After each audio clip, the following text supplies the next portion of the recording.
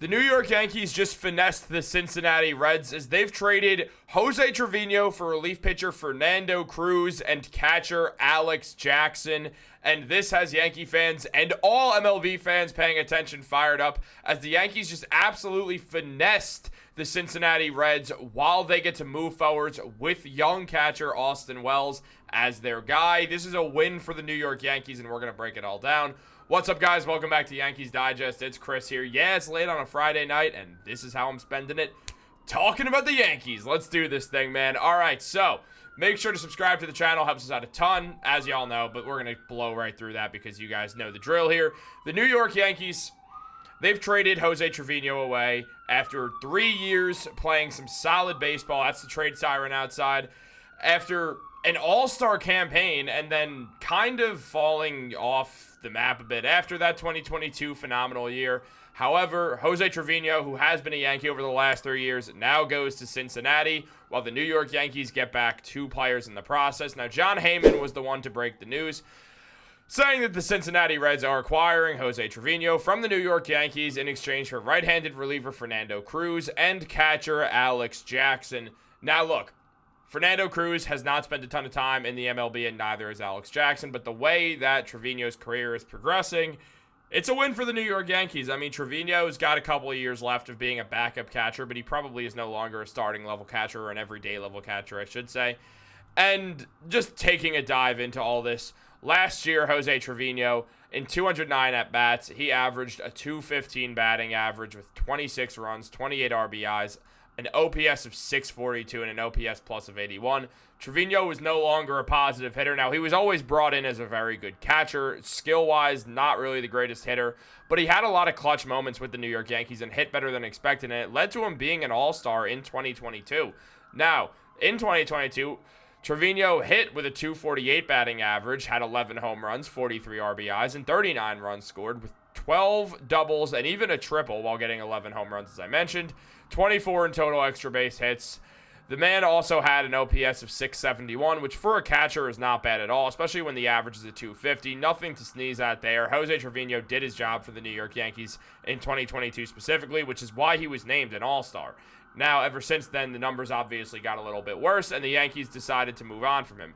Now, Fernando Cruz, he is 34 years old with only 2 full years of MLB action, and for his career, he's averaging a .452 ERA, and he's come in 141 games played. Now, his whip is over 1 at a 1.269, so obviously nothing special at all there, but he is someone who it feels like Matt Blake can get down. Fernando Cruz, if you're wondering, is a breaking ball pitcher. He's also a switch-hitting batter, which obviously doesn't matter at this point in MLB history, but it is just funny to mention.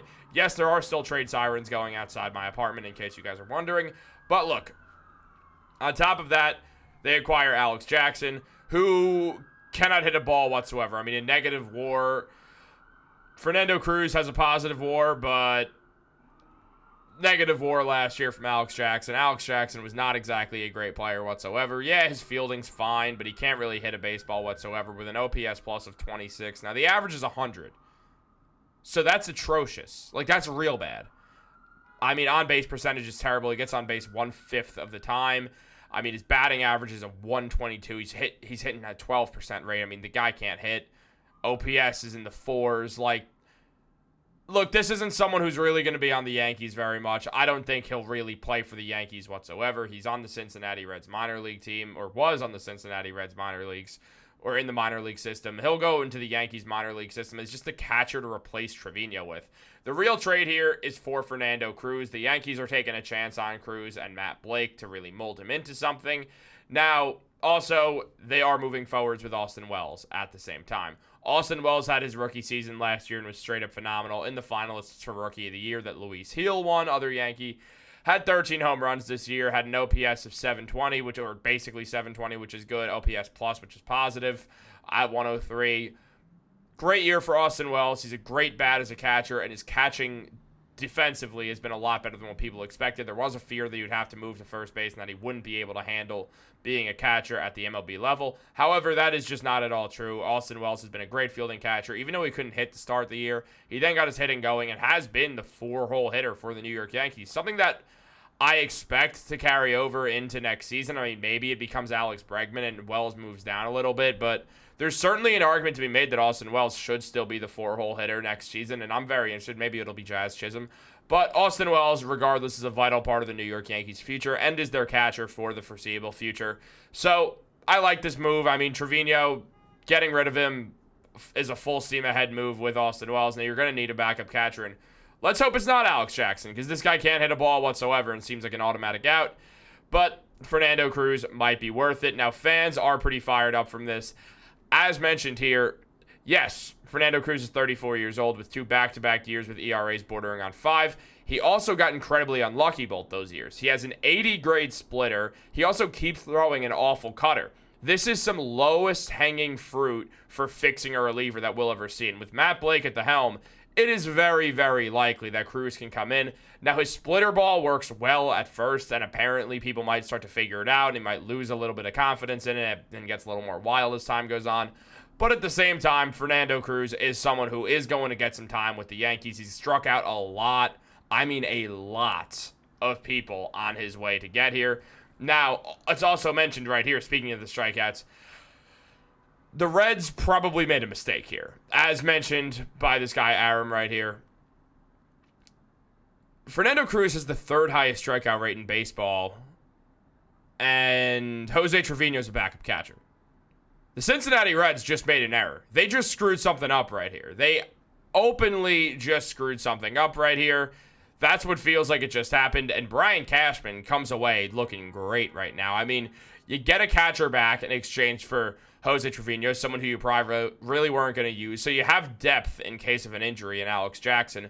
At the same time, he brings in a reliever. The Yankees bullpen did have a few guys such as Tim Hill and Tommy Kahnle both become free agents, so seeing that there were some important guys hitting free agency, the Yankees knew they had to bring in some bullpen arms, and they get one right here with a little project for Matt Blake. On top of that, you already have a great possible 7th and 8th inning guy. You have Devin, so you have a 9th inning guy, and clearly it's late, and I'm forgetting Devin Williams' last name for a second, but it's all good. Look, you also have a guy like Jake Cousins who will still be there.